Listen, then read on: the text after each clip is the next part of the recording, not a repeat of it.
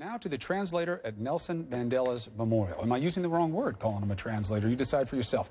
The man is now defending his performance despite criticism from around the world that he was faking the whole time. He tells a Johannesburg radio station he is perfectly qualified, actually qualified, and adding that he is getting treatment for schizophrenia. So the question, is he sick and that's what happened with his interpreting, or is he a fraud? But for now, what was he even trying to say? That's what we're trying to figure out here. We're going to bring in Jon Wolfe Nelson. He is an RID certified American Sign Language interpreter and a consultant with Sign Talk. And I want to start, first of all, thank you for doing this. Appreciate it. Absolutely. Good morning. Let's start with a little bit of sound of what was being said and what was being done at the same time. Can we play that? Men, women, and children must live side by side, dreaming the same dream, realizing at the crucible of time in our land. We salute you. Okay, now, obviously you have one of the grandchildren there speaking in English. It's being translated into South African, we believe. What's your general impression of what you saw or didn't see? Well, what we see is a person gesticulating rhythmically. They seem to be actually creating some sentences. You see him pausing. It looks like he's thinking about what the next parts of his interpretation would be. But do you recognize any of this as sign language? Sign language. No, sign language. I'm not a linguist, and I do not know South African Sign Language, but this does not look like sign language. So if you don't know South African Sign Language, why is this still instructive of being wrong to you? Well, we can see here that he's not using any facial expression. So here, let's stop here for a second. So you're saying the face itself is too stoic. Exactly. Because what are you supposed to do?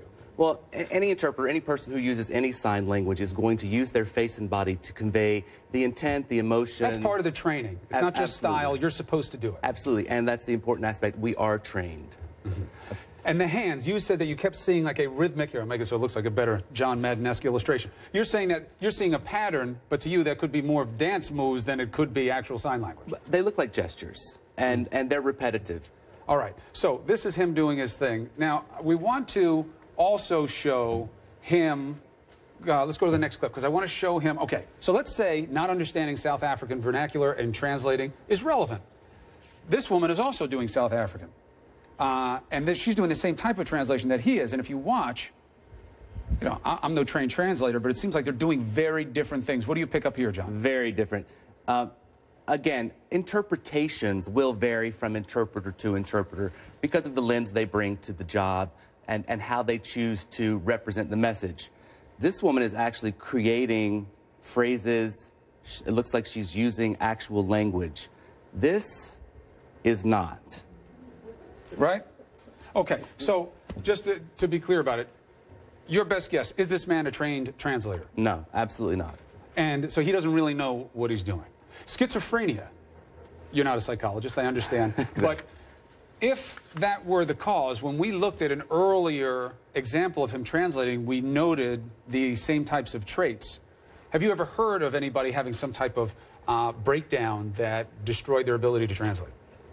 I have not.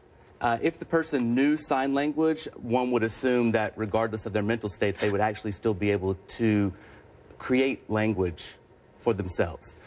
This is not sign language. I mean, obviously, I don't mean to block here, but they seem to be doing very different things in frequency, in direction of their hands, and in mimicking what is being said by the actual speaker. Absolutely.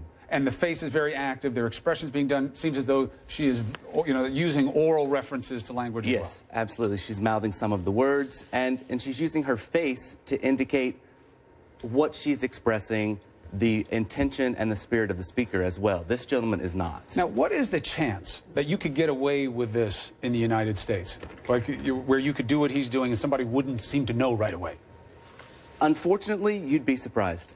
We actually see in our field a large number of people who may take a few sign language classes, know a little bit of sign language, purport themselves to be a sign language interpreter, and actually go into the field and earn money portraying sign language interpreting without actually knowing what they're doing, being trained or being certified. How? That's a good question. At Sign Talk, all interpreters are vetted for their credentials. They are screened and personally interviewed.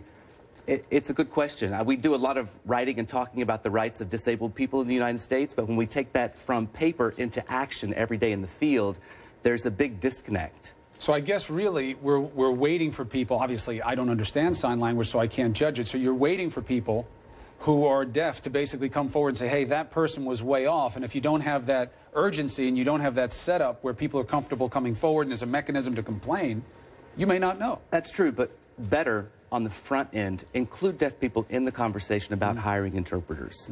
We often talk about the rights, how to give people access to language and information, but we don't include them when we take their rights from paper into real life everyday action. So just to be clear, unless we learn something about the psychology of this, the illness of it, that changes our analysis, is this man a real translator?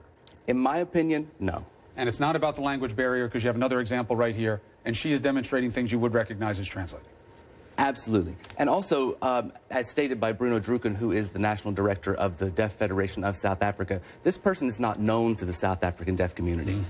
Had they included those people in the conversation when preparing such a memorial event, they would have known that. Because as we keep saying, the real harm here isn't so much about him, it's about all the people who were hearing impaired that didn't get to appreciate what was said that day. It's about a gentleman who stole the voice of one of the greatest peace activists of our time.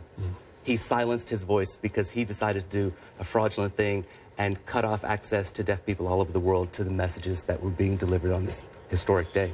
Well said. John, thank you very much for joining us. Good to be here. Thank you. Appreciate it. Kate, over to you. All right, Chris, thank you. Coming up next on New Day, Elle Macpherson, the supermodel, is